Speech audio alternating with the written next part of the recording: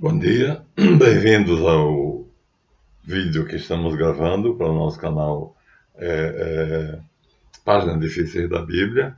Vamos continuar, esse vídeo é a continuidade do outro, mostrando o que já mostramos a vocês, a parturição de Khepri a partir de Rahu, tá vendo? Veja a analogia da imagem abaixo, mas não podemos também deixar de imaginar o seguinte: se isso aqui é um oceano, águas, e se Khepri surgiu aqui emergindo das águas, não podemos deixar de imaginar que nós também passamos por esse processo. Nós nascemos a partir de um sêmen que se une com um óvulo, e o óvulo e o sêmen formam o ovo, e esse óvulo e esse ovo está dentro de um meio aquoso, num ventre materno, num ovo, e é daí que nós somos, gerados, e é daí que nós somos paridos. A semelhança é total. Então ninguém sabe quem copiou quem. Quer dizer, Khepri, então, é uma alegoria que mostra o que acontece conosco, que somos gerados de uma maneira semelhante, ou nós somos gerados dessa maneira, porque é assim a lei cósmica, né? Então ficamos aí nessa dúvida, né? Seria ou seria? Quer dizer, qual das duas coisas é o ovo ou a galinha, né? É Khepri que serve de modelo para nós, dentro do ventre materno, a concepção e a parturição, ou nós concebemos essa maneira de Khepri ser porque nós nascemos assim. Isso fica a cada um escolher. Não tenho sabedoria, né, para poder saber o que é. A partir daqui, que vocês já viram, nós vamos agora partir para frente, ir adiante, e vamos chegar ao próximo demiurgo, que é Marduk. Aqui está Marduk, já tínhamos mostrado ele para vocês, esperto, aqui ele já está com o poder dos 12 deuses maiores, os 12 grandes deuses, mas ele vai fazer uma molecagenzinha, ele vai usar um artifício, uma astúcia, para poder conseguir mais poder, porque ele é um simples deus, e não é nem dos mais importantes. E aqui ele já está nas mãos enfechadas o poder dos grandes 12 deuses. Ele vai, e nós vamos contar como é que ele vai chegar a isso. Vamos ler o texto, vamos. Então, o texto diz: aqui ele em si. Aqui ele perseguindo Tiamat. Ó, tá vendo? Ele está do lado de cá, Tiamat está do lado de cá. Aqui ele está com o feixe do poder dos 12 deuses na mão, e Tiamat está fugindo dele porque já sabe que está derrotada, está vencida, e ele vai matá-la. Vai matá-la e vai criar o mundo dele, dividindo ela em duas partes, cria o céu e a terra. Ele tinha nascido já no céu dos grandes deuses, eram 3 céus, e ele cria um outro mundo, que é o céu dos homens, o mundo dos homens, né? Os homens de cabelos negros.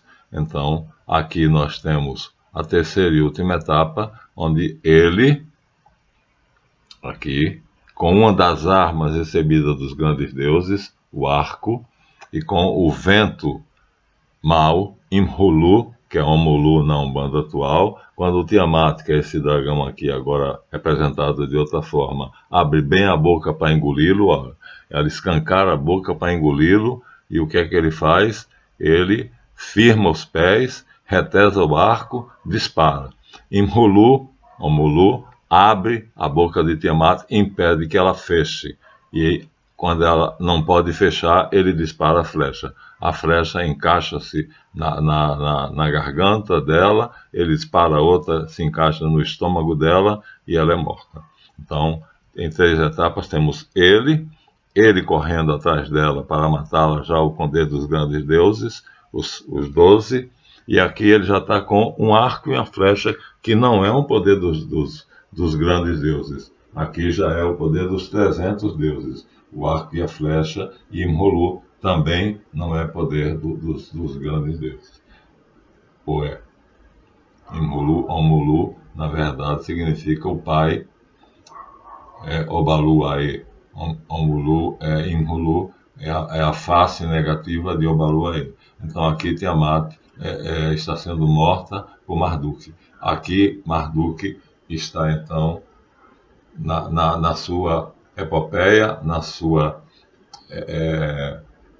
estirada, né? Na sua aventura épica para se tornar o Demiurgo, porque ele vai matar Tiamat, vai parti-lo ao meio e vai construir, vai fazer o céu e a terra. Vamos ler o texto? Vamos. E Javé. Tudo isso está sendo feito para mostrar a vocês que Kheperi, o Demiurgo, é parido, ou seja, nasce de maneira semelhante a nós, que a concepção dele é dentro das águas, como nós somos dentro do ovo, que é o útero materno, ele é descrito como dentro de um ovo, e essas águas onde nós somos gerados, que é o útero materno, então nos expele do mesmo jeito que Rahu expele Kheperi, e Kheperi então surge como nós somos paridos, a semelhança é total. Quem copiou o que de quem? Então quem veio primeiro, a galinha ou o ovo. Mas tudo isso, a nossa intenção é chegar a Javé. Passamos por Kheperi, passamos por Marduk. Qual das concepções do nascimento de um Demiurgo ele aparece? Em qual concepção? Como Kheperi ou como Marduk? No texto abaixo, nós temos aqui em hebraico. Aí vocês vão ter que se esforçar um pouquinho, porque o texto hebraico também, eu estou aproximando ao máximo, para que vocês verem, o texto é em hebraico, original, tá vendo? Lendo da direita para a esquerda, aqui está escrito, ó, lendo da direita para a esquerda, que é como fazem os judeus. Então é de lá para cá, da direita para a esquerda. O que é que está escrito aqui? Aqui está escrito assim: e abençoou Elohim o dia sétimo e o santificou, porque nele cessou toda essa obra que Elohim criou para fazer. A palavra fazer, Lashot, está aqui destacada em vermelho, e é a última palavra que aparece aqui, em separado. Ó. Olha ela aqui, sozinha. Lashot. Então, que Deus criou para fazer, que Elohim, mais precisamente, Bará, criou para fazer. Bará só é atribuído a Elohim. Javé não tem o poder de Bará. Então, a estupidez do divisor que quebrou o texto do Gênesis 1, fazendo um pedacinho dele como sendo o texto 2, e não é, aquele pedacinho já dissemos, agregue ao texto 1, e aqui nós temos a palavra-chave, que se nós pegarmos um livro de estudos, né,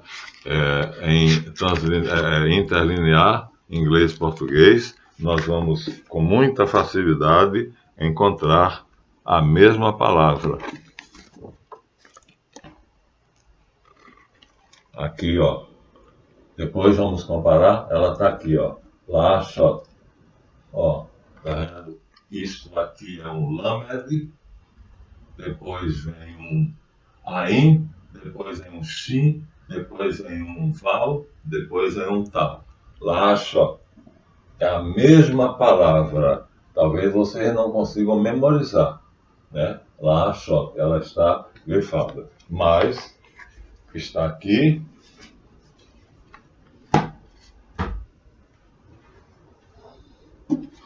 Está aqui em Meir Melamed Matzila, também em hebraico, para vocês verem que está no original hebraico, não é invenção do professor Marlanfe.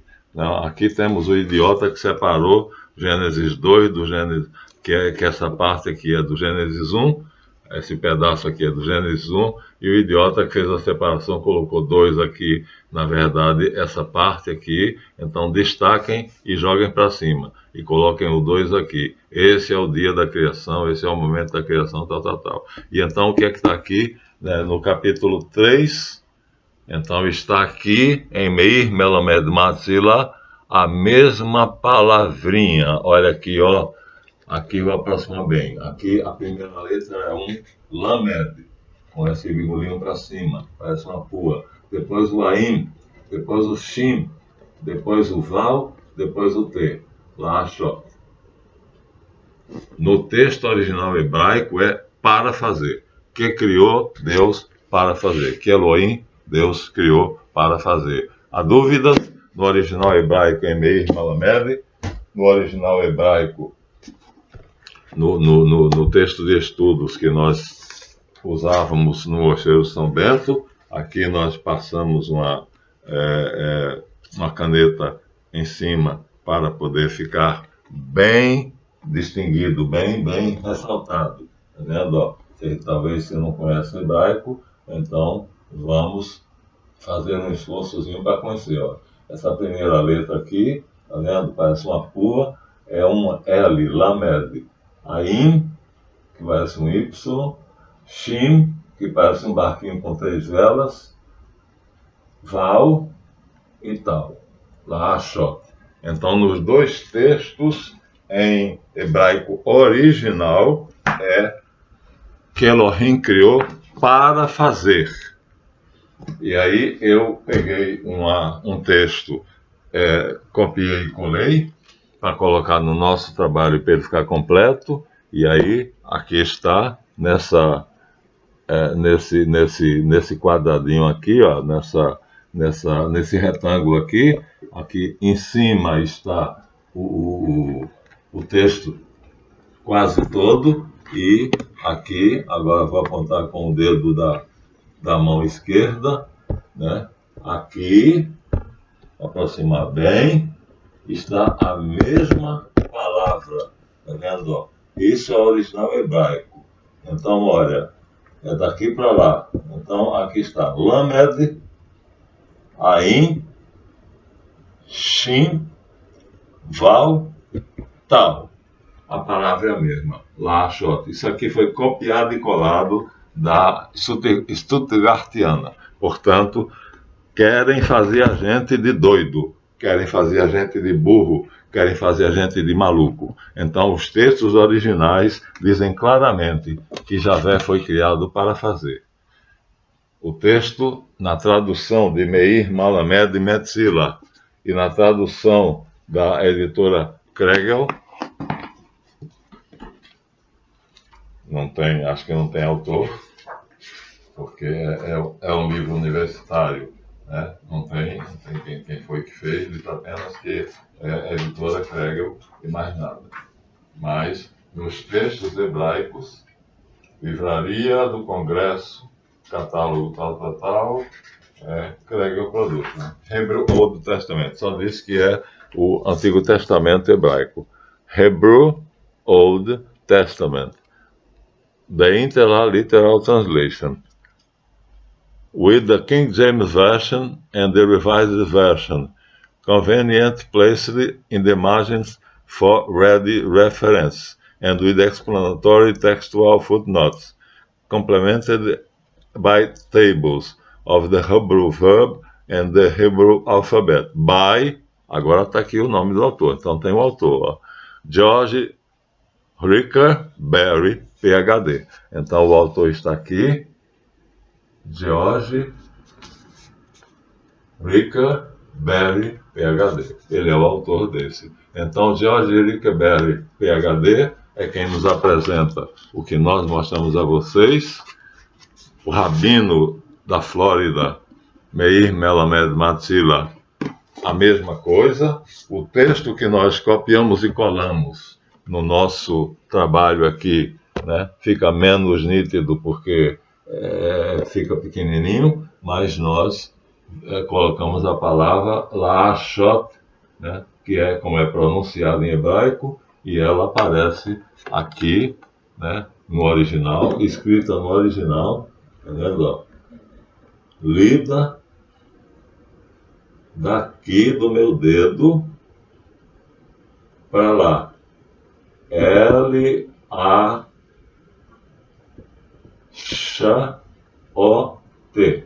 Lá, porque aí é A, é um duplo A. Lashot. Então, copiado da Stuttgartiana. Vocês querem mais? E aí, qual é a tradução que Meir Melamed Matzila dá? E qual é a tradução que o Rickenberry, é Rickenberry mesmo, também dá? Quer dizer, os dois autores categorizados, né, dão a tradução que tentam nos esconder. George Rickenberry, PhD. Está aqui para vocês verem. A tradução que todos dão, os dois, e aquele texto é: e abençoou Elohim o dia sétimo e o santificou, porque nele cessou toda a sua obra que criou para fazer. Então, Elohim, isso é o restante do Gênesis 2, que foi estupidamente dividido.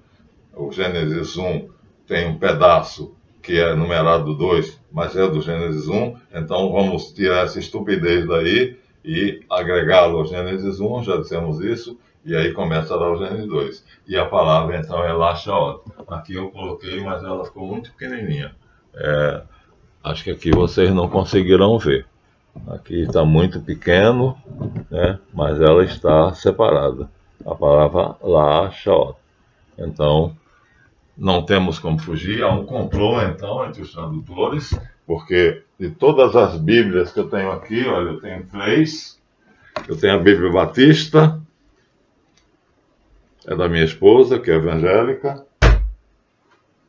nós temos a Bíblia de Jerusalém, famosíssima, e nós temos a Bíblia das Paulinas. E aí, como é que está traduzido? Vamos lá? Vamos nos aventurar a ver como é que acharam que a nossa burrice e estupidez aceitaria. Diz assim, Gênesis 2. Deus abençoou o sétimo dia e o consagrou, porque nele cessou de toda obra que criando tinha feito. Foi isso que vocês ouviram no original, traduzido ao pé da letra? Não. Que criando tinha feito. Que criando tinha feito? Não. Que criou Elohim para fazer. Que Elohim criou para fazer. Aí vamos sair da Paulinas e vamos agora para a Batista. E vamos aí agora ao mesmo texto na Bíblia Batista, Bíblia das Promessas, é da minha esposa, comprei para ela aqui do oferecimento carinhosamente feito. E aí vamos pegar o mesmo texto, Gênesis 1, não nos interessa mais, já passamos por ele. Gênesis 2, está aqui, né? Aqui já é Gênesis 3. Gênesis 2 está aqui, olha o 2 aqui, e o estúpido que fez isso aqui achou que nós aceitaríamos, porque até aqui, daqui até aqui, ainda é Gênesis 1. Gênesis 2 começa aqui. Essas são as origens dos céus e da terra quando foram criados. Claro que é aqui que é a origem do Gênesis 2. A criação de um novo universo, céus e terra, sendo criados pelo demiurgo Javé. Mas a tradução daquele texto está assim: e abençoou Deus o dia sétimo e o santificou, porque nele descansou de toda a sua obra que Deus criara e fizera. Mais uma artimanha para que a gente fique na ignorância. Então, duas, né?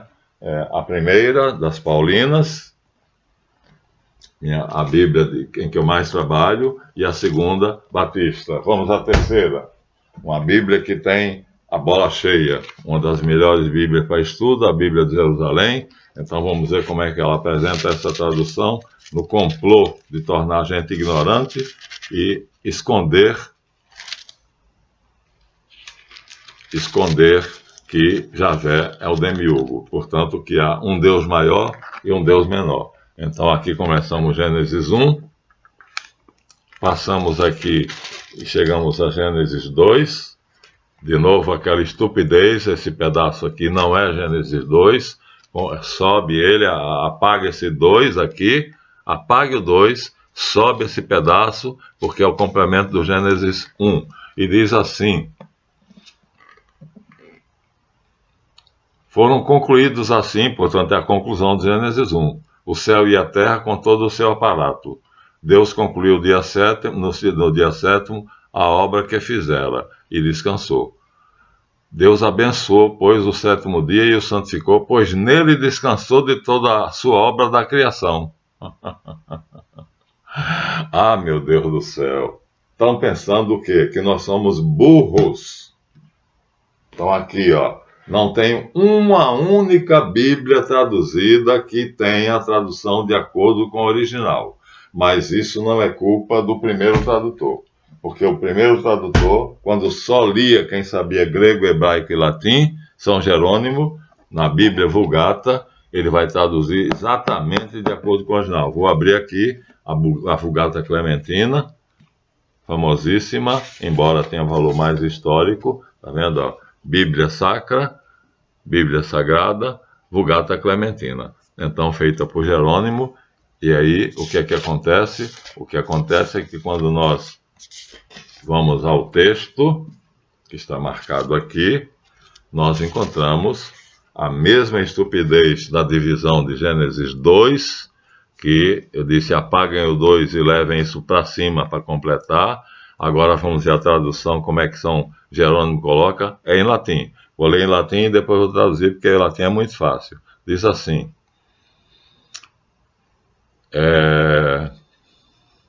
et benedictit diei septimo, et benedictit diei septimo, e bendisse o dia sétimo, o sétimo dia, et sanctificavit illum, e o santificou, quia in ipso, porque nele, cessaverit ab omni opere, parou, cessou, descansou de toda a sua obra, quod creavit Deus ut facere. Deixa eu aproximar bem de vocês. Cessou a obra, aqui é Jerônimo, que Deus está aqui no pedacinho, que Deus criou para facere, para fazer. A culpa não é de Jerônimo, portanto. Então, Jerônimo trazia os originais exatamente ao pé da letra.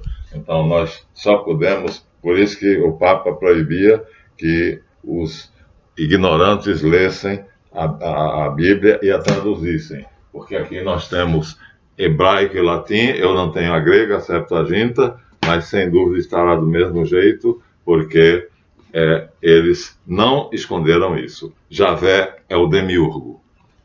É o demiurgo dos judeus. E os judeus o adoram como sendo o Deus Todo-Poderoso El Elyon. Na verdade, Meir Metzila Malamed, rabino de Miami, na Flórida, Rick Barry, será que é Rick Barry mesmo? PhD, então, o doutor que fez essa obra para estudo, foi a que eu usei no seminário beneditino, né? Ele não pisou na bola. George Brickberry, PhD, tá vendo? Ele traduz exatamente como é, interlinear. E Jerônimo seguiu. Então, tínhamos que saber grego, hebraico ou latim para poder ler a Bíblia. Senão, os pastores e padres estão nos fazendo de idiotas. Eu não sou idiota. Estou aqui, não. Aqui a tradução está correta, ao pé da letra, literal. Traduzidos por todos eles, assim. Meir Malamed, na sua tradução, Gênesis 2, aqui, ó, Gênesis 2, Meir Malamed, ele diz, e Deus abençoou o dia sétimo, porque nele cessou toda a sua obra, que Deus criou para fazer. Não sei se vocês conseguirão ver, mas vou aproximar ao máximo. Que Deus criou para fazer. Lashot. O L é para fazer. Então, aqui a tradução de Meir Malamed Matzila. A tradução de Rick Barry vai ser a mesma coisa, só que interlinear.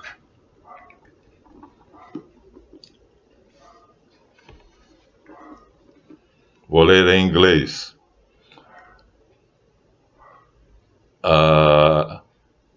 And God blessed the day 70. E Deus abençoou o sétimo dia.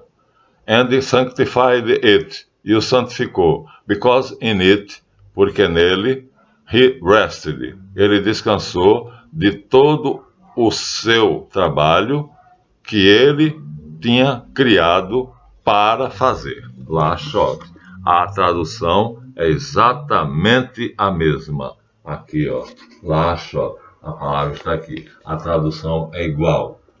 Então, um igual, outro igual. Desmarquei, mas não tem problema. Aqui é fácil de achar o Gênesis 2. Depois eu coloco o marcador, né? Que pulei para Gênesis 3, mas está aqui Gênesis 2. São Jerônimo, que foi quem fez aquela tradução para o latim no ano 400, na Vulgata Clementina, ele não pisou na bola. Ele fez a tradução em latim, exatamente consoante o texto original. Quia in ipso cessaverunt ab omni opere sua, quod creavit Deus ut facere. Tá aqui, ó. Quem souber latim, é só dar uma olhada. Que Deus criou ut facere, para fazer. Então, não foi o erro, não foi de Jerônimo, tá vendo? Ut facere, tá aqui, ó. Deus ut facere, né? Criou para, ut é para em latim, facere, para fazer. Então, por isso que o Papa não queria que traduzissem as Bíblias. Tradutor traidor. Aqui estamos nos originais. Originais hebraico, original latim. Não vou mostrar a grega porque eu não tenho. Ela é cara demais quando eu fui comprar. E aqui nós temos grandes autores, famosos, Bíblias magnificamente elogiadas, que nos fazem de imbecis, de idiotas, dizendo que no dia sétimo Deus terminou a obra que criando fizera.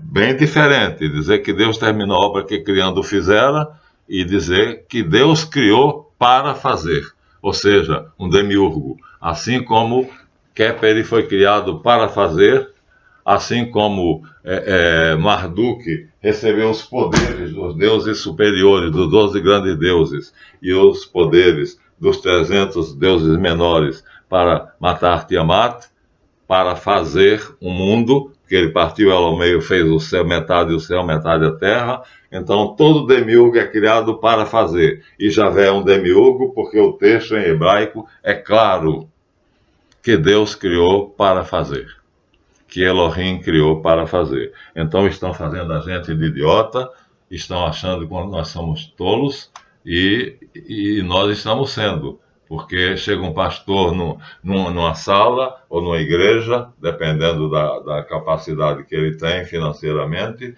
e aí o que é que acontece? Vamos ver. A tradução literal do original hebraico, de autoria do Rabino Meir Matila Malamed, líder espiritual da comunidade sefaradita de Miami, Flórida, Estados Unidos da América, terceira edição, Rio de Janeiro, mês de Tisri, em judeu, o ano 5723, na área cristã 1962, escondida pela conjuração dos tradutores, quase todos. Eu disse quase todos, porque não conheço todas as Bíblias, as traduções todas, para que não saibamos que Javé foi criado para fazer. Que ele é um demiurgo, que ele teve uma missão, ele foi criado com um objetivo, e esse objetivo era fazer o mundo dele. Então o mundo de Reshit é Gênesis 1, o mundo de Javé é Gênesis 2. Desprezem aquela divisão errada, para que vocês não confundam o final do Gênesis 1 com o início do Gênesis 2, e vocês vão começar a ler Gênesis 2. Essa é a origem da terra e do céu quando foram criadas. Ali começa a redação javista. Então, há uma conjuração dos tradutores. Essa conjuração é para que nós sejamos tratados como imbecis, como ignorantes. E como ignorantes que somos, na concepção deles, nós então sejamos induzidos a achar que Javé é o Deus dos deuses e o Senhor dos senhores, né?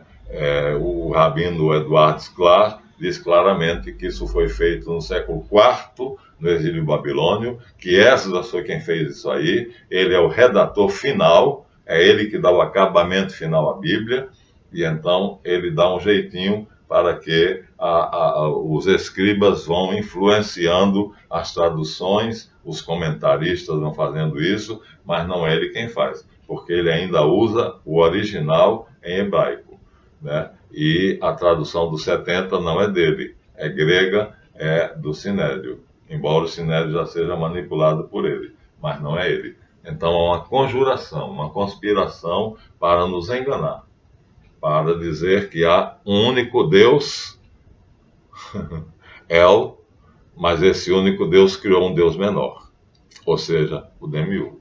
Continuemos. Daí Javé entrar na galeria dos demiurgos, deuses menores, para executar a obra do seu Criador, no caso, Reshit, o Verbo, a informação criadora de Elohim.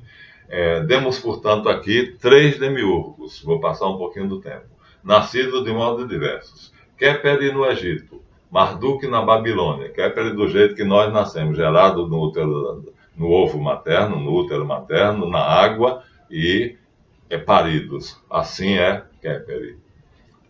Marduk na Babilônia, usando um artifício que eu já li para vocês no vídeo anterior, que ele pede para lutar com Tiamat poder aos outros deuses, e aí os outros deuses passam para ele poder, os grandes 12 deuses passam os 12 poderes, e os 300, cada um 10%. E Javé nasceu nas areias dos beduínos arameus ou moabitas, dos quais Jetro, sogro de Moisés, era sumo sacerdote, e de quem o libertador dos judeus, cativo do Egito, recebeu toda a instrução sobre o demiurgo que os judeus continuam a teimar, que é igual e da mesma natureza que El Elyon. Não, Sklar diz, não da mesma natureza. Até o século IV era El Elyon, o Deus dos deuses. E a partir do século IV, então vai sendo desconstruída essa noção, El Elyon vai perdendo o lugar de Deus dos deuses e Senhor dos senhores, e quando chegamos ao século IV, já começa agora a desconstrução do poder de El Elyon, do Deus Altíssimo, do Melquisedeque, e El Shaddai de Abraão, e finalmente, depois, apesar de Jerônimo ter feito a Vulgata Clementina corretamente, as traduções vão fazer a conspiração para que nós não tenhamos o risco de nos tornarmos politeístas. Mas não somos politeístas. Javé é um anjo, como Marduk, né, que foi elevado a uma dignidade muito grande para fazer o mundo. E o mundo que ele fez é o mundo onde aparece o episódio do Éden. Vamos dar uma continuadinha, já passei um pouquinho, mas vamos dar uma continuadinha, porque interessa. Então, essa é a concepção mais próxima que eu cheguei de quem é Javé. Javé seria isso. Tá vendo? Parecido com o Tao Te Ching. Então, um lado branco, luminoso, e um lado escuro. Se você faz um ato mau, é atraído pelo lado escuro. Se você faz um ato bom, é atraído pelo lado claro. E em Ghost, quando você morre, se você é criminoso, vai para o lado escuro automaticamente. Deus não manda você para lá. E se você faz coisas boas, vai para o lado claro. Então, Javé é um demiurgo e a função dele é essa separação. Ele é o encarregado de fazer a seleção, essa seleção. E é isso que não querem que a gente saiba. Javé tem o céu e o inferno. E em Isaías 45, 7, vai dizer isso. Eu sou Javé, eu faço a paz e a guerra. eu faço o bem e crio o maligno. A parte luminosa é o céu, a parte escura é o inferno, que ele mesmo criou, e para ele é como se fosse sua cabeça e seu corpo, normal. As duas figuras dizem a mesma coisa. Javé é bipolar. Duas figuras? Mas aqui eu só mostrei uma. Onde é que está a outra? Então deve ter outra aqui embaixo. Está aqui. As duas figuras dizem a mesma coisa. Ó, tá vendo? Javé é bipolar. Então aqui em cima está o lado luminoso dele e aqui embaixo está o lado obscuro dele. Portanto, igual àquela figura lá de cima, só que essa concepção é de Eliphas Levi. E em Isaías 45 diz o seguinte: eu sou Javé e não há outro fora de mim, não há Deus. Eu te cingirei, dizendo para Ciro, mas vamos direto ao assunto. Eu formo a luz e crio as trevas. Eu faço a paz e crio o maligno. O maligno é o diabo. Então aqui está dizendo claramente, Isaías 45, de 5 a 7, que Javé, o demiurgo, criou o diabo. Aí chega o padre, como é que é o nome dele lá, o Paulo Ricardo, Ricardo qualquer coisa, e diz, Deus criou Satanás bom, e Satanás criou o pecado. Ora, senhor padre, eu não sou idiota, o senhor é? Essa tonsura que o senhor tem na cabeça é a nota da sua inteligência? Zero.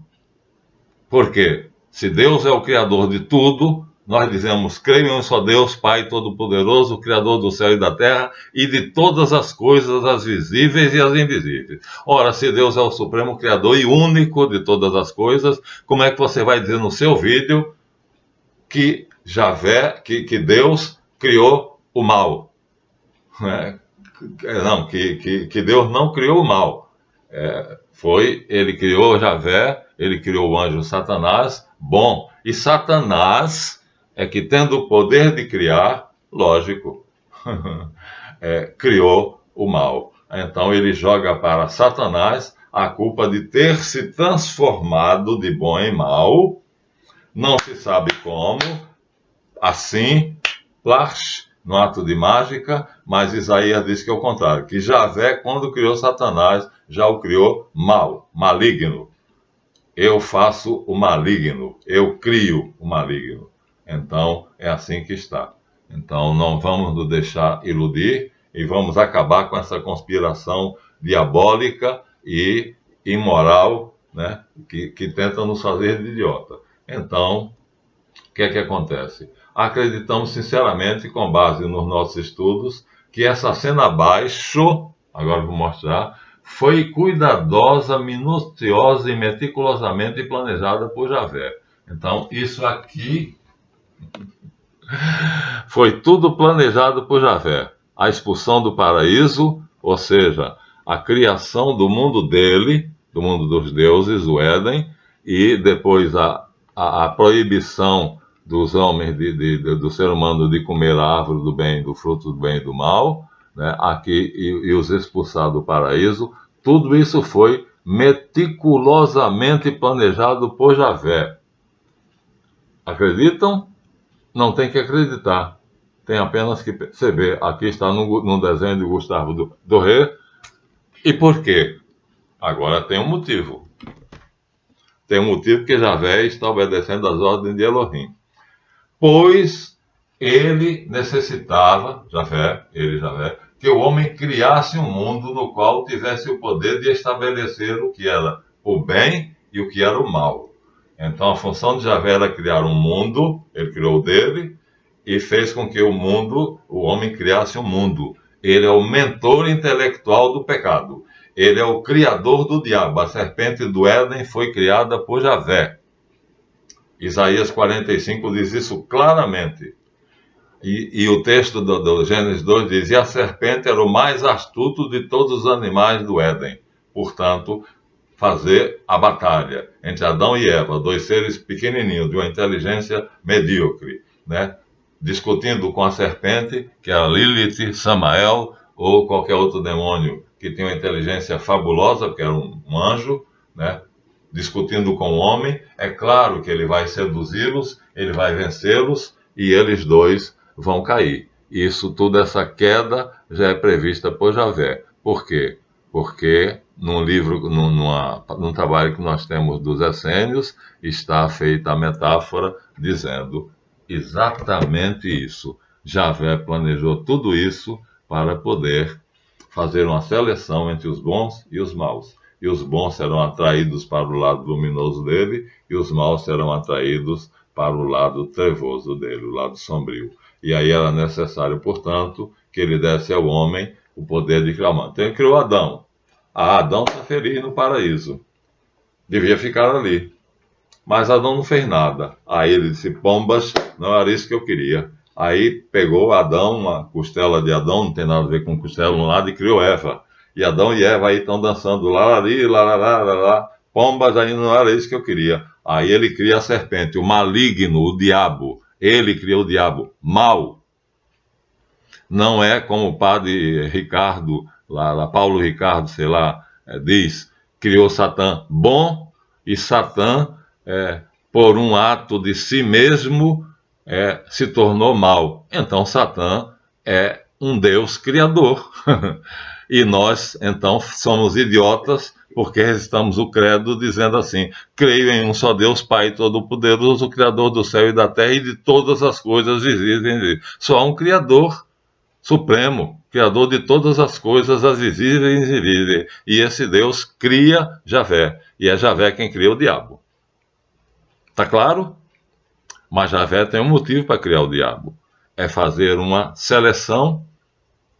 Então, quando ele nos expulsa do Éden, eu digo, porque me incluo, né, na humanidade, então, ele nos expulsa para que nós, criando o nosso mundo, possamos estabelecer o que é bom e o que é mal. Isso vai fazer com que haja uma seleção. O livro de Melquisedeque vai explicar isso clarissimamente, numa belíssima metáfora. E aí, aqueles que fizerem o mal serão atraídos para o lado sombrio de Javé. E aqueles que fizerem o bem serão atraídos pelo lado luminoso de Javé. Essa é a razão pela qual Javé nos faz criar o nosso mundo, né? Então, como eu disse, veja, Javé cria o Éden. Lá cria o homem feliz, satisfeito. Depois cria a mulher, os dois felizes, satisfeitos. Depois cria o diabo. Não é como Paulo Ricardo, padre, disse aí, com aquela marquinha da tonsura, que é a marca do fabricante, o zero. Zero, padre, para o senhor, viu? Porque o senhor quer que eu acredite que Deus Todo-Poderoso, Criador único de todas as coisas, as visíveis e invisíveis. Assim eu aprendi na Igreja Una Santa Católica e Apostólica. E o senhor tem a coragem de gravar um vídeo para dizer para mim, nesse vídeo, que Deus Todo-Poderoso, Criador único de tudo que existe, o visível e o invisível, criou Satã bom. E Satã, por uma ação interior, se tornou mal. Isso quer dizer que Satã tinha em si o poder de criar o mal. Ora, era outro criador. Isso tira de Deus o poder criador único. Só há um criador. El Elyon. Deus Pai Todo-Poderoso, Criador do céu e da terra. Então, o senhor padre quer que eu seja idiota? O senhor teve o trabalho de fazer um vídeo em que em 10 minutos eu não tive condições de ir adiante, porque o senhor faz para energúmenos o seu vídeo, e eu não sou um energúmeno, e aí o senhor diz que Deus criou Satã bonzinho, e Satã, por um ato de si mesmo, da sua maldade interior, do seu orgulho, ele se torna mal. Ele se torna, não. Isaías 45 diz, eu, Javé, faço a paz e a guerra, eu faço o bem e crio o maligno. O maligno é Satanás. Jesus diz claramente, agora o maligno foi lançado fora. E em outra passagem ele diz, o mundo jaz sob o poder do maligno. Então o maligno é Satã. E quem criou Satã? Isaías 45, de 5 a 7, leiam e vocês verão, Javé.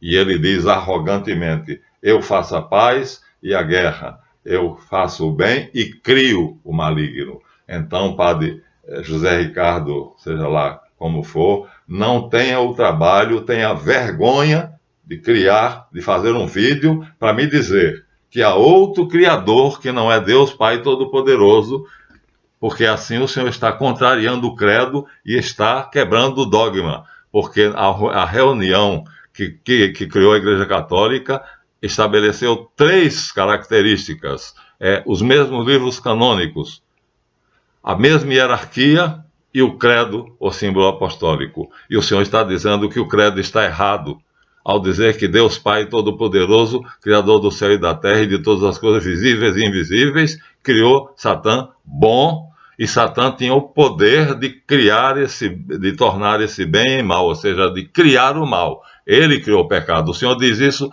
textualmente, explicitamente no seu vídeo. Ora, o Senhor está me achando o quê? Um energúmeno, né? Um mentecapto quadrúpede? Então, desculpa, mas como dizia Abílio Manuel de Guerra Junqueiro, o Senhor traz naquilo que nós chamamos tonsura, no alto da cabeça, a marca do seu fabricante, o 0. Tá? Então, esse vídeo não serve para mim. Não deve servir para uma pessoa que raciocine, uma pessoa inteligente. Talvez por isso muitos pensadores se tornaram ateus, porque é um absurdo um padre estudar 12 anos e depois vir me dizer que, além do... só existe um Deus Pai Todo-Poderoso, Criador do céu e da terra e tudo que existe, e depois é que ele criou Satanás bom, e Satanás se tornou ruim. Se tornou uma ova. Satanás foi criado ruim, foi criado para isto, foi criado para tentar Adão e Eva e fazer com que eles criassem um mundo, e nesse mundo nós exercêssemos o poder de estabelecer, não é de discernir, hein? Discernir é uma coisa, estabelecer é outra, o que é bom e o que é mal. Discernir é fácil, saber uma coisa que é boa. São Paulo diz, posso tudo, mas nem tudo me convém. Isso é discernimento.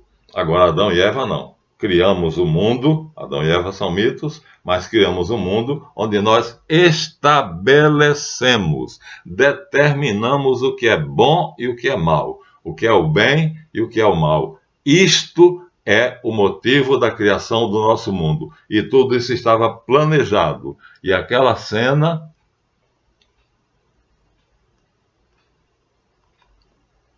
foi planejada cuidadosa e meticulosamente por Javé, para que nós, criando o nosso mundo, pudéssemos ser expulsos do dele e assim mostrar se nós aderíamos ao bem ou aderiríamos ao mal. Mas para que isso aqui tudo? Reshit não é o responsável total pela criação, sim, mas aqui nós temos aqui um pedaço do Evangelho de Jesus Cristo que eu vou ler para vocês. Então, o objetivo final de Reshit seria a unidade. Aliás, o objetivo final de Reshit é a unidade do todo. Assim foi dito e assim será feito. Jesus ora pelos discípulos, diz, textual, não ficarei mais no mundo, mas eles ainda estão no mundo, e eu vou para ti. Pai Santo, protege-os em teu nome, o nome que me deste, para que todos sejam um, assim como nós somos um. Então os 3 mundos vão se unir em um só. E Deus será tudo em todos, diz o Apocalipse. E um homem não terá que ensinar mais a outro homem, porque Deus será o único mestre. Então, os 3 mundos criados, num primeiro momento, serão depois, haverá uma eclosão, que nós chamamos de Apocalipse, onde os 3 se tornarão um único mundo. Olha, pode ser mais claro o texto? Pai Santo, protege-os em teu nome, diz Jesus em João. O nome que me deste, para que sejam um, assim como nós somos um. Então, o objetivo é a unidade dos 3 mundos. Então, foram criados 3 mundos separados, no primeiro momento, esse é o plano de Reshit, para depois fazer uma seleção, e essa seleção separar os bons dos maus, e aí depois serem, todos os 3 mundos serem unificados, e em um único mundo, chamado a Jerusalém Celeste. Tem outro pedacinho aqui, de Jesus. Rogo por aqueles que crerão em mim por meio da mensagem dos que envio, para que todos sejam um, Pai, como tu estás em mim e eu em ti, que eles também estejam em nós, para que o mundo creia que tu me enviaste. Dei-lhes a glória que me deste, para que eles sejam um. Veja como é enfático. Assim como nós somos um, eu neles e tu em mim, que eles sejam levados à plena unidade. Mais claro do que isso, só dois isso. E aí, quando nós vamos a Hermes Trismegisto, aqui nessa página belíssima, onde temos o símbolo da tábula esmaragdina, da tábua de esmeraldas, Hermes vai dizer a mesma coisa. Vou ler, tá? Se vocês compararem o que Jesus disse agora, tradução da tábua de esmeraldas. É verdadeiro, certo e certíssimo. O que está embaixo é como o que está em cima, e o que está em cima é como o que está embaixo, para realizar o milagre da unidade. É igual o que Jesus disse, para que os três mundos se unam em um só. Hermes diz o mesmo que Jesus. Quanto tempo antes? 2.300 anos antes. E assim como todas as coisas vieram do Uno, assim todas as coisas irão para o Uno por adaptação. Igual. Notável, não é? Chegamos aonde queríamos. Esse é o plano de Reshit. Dividir primeiro, para fazer a sua seleção, e depois, então, juntar tudo em um único mundo, chamado no Apocalipse a Jerusalém Celeste. Ou seja, a unidade do todo. Esse é o plano de Reshit. Se não fosse assim, ele seria mau, porque ele teria destinado uns para o inferno e outros para o céu. Então vai terminar na unidade do todo. Esse é o plano de Reshit, que ele cria Javé para fazer isto, e Javé faz o seu mundo, e cria os homens para criarem o mundo deles, e o homem cria o mundo deles, e nesse mundo os homens então criam separação. Fica a pergunta, mas então os homens que forem reprovados irão para o lado escuro de Javé, e não para o lado claro, irão para o inferno. Jesus diz isso claramente. E aí fica. E aí o que é o inferno? Então não haverá unidade total. Porque se há uns bons e outros maus, uns que serão atraídos pelo lado luminoso e serão os bons, e aí esses pertencerão à unidade, e os outros que serão atraídos pelo lado que é sombrio, de Javé, vou pegar a figura, e esse lado sombrio é o inferno, então eles não participarão dessa unidade. Vamos pegar a figura melhor, a mais bonita, né? Então, os que forem atraídos pelo lado luminoso, então irão para o céu. Os que forem atraídos pela lado sombrio irão para o inferno. Então, a unidade não existirá. Por isso que muitos espíritas, muitos pensadores, muitos ateus e maçons e Rosa Cruz dizem que o inferno não existe. Porque se existir, quebra tudo isso. Essa unidade não existe. Tudo veio do Uno e tudo irá para o Uno. Esse é o axioma hermético. E Jesus Cristo diz, para que todos sejam um, como eu sou um contigo, ó Pai. Eu em ti e eles em mim. Nisso consistirá a minha glória, para que eles reconheçam que tu me enviaste. Fica agora esse desafio. Então o inferno. Ficarão de fora?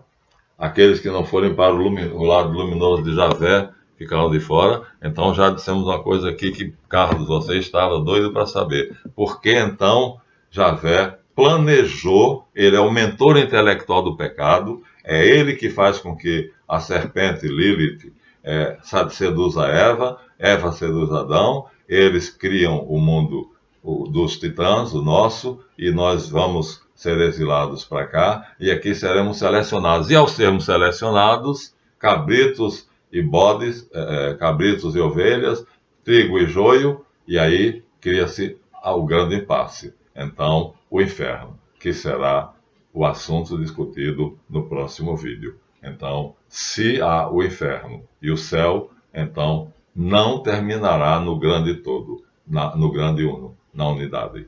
A unidade do todo será quebrada, porque alguns estarão no inferno e outros estarão no céu. Então todos não serão um.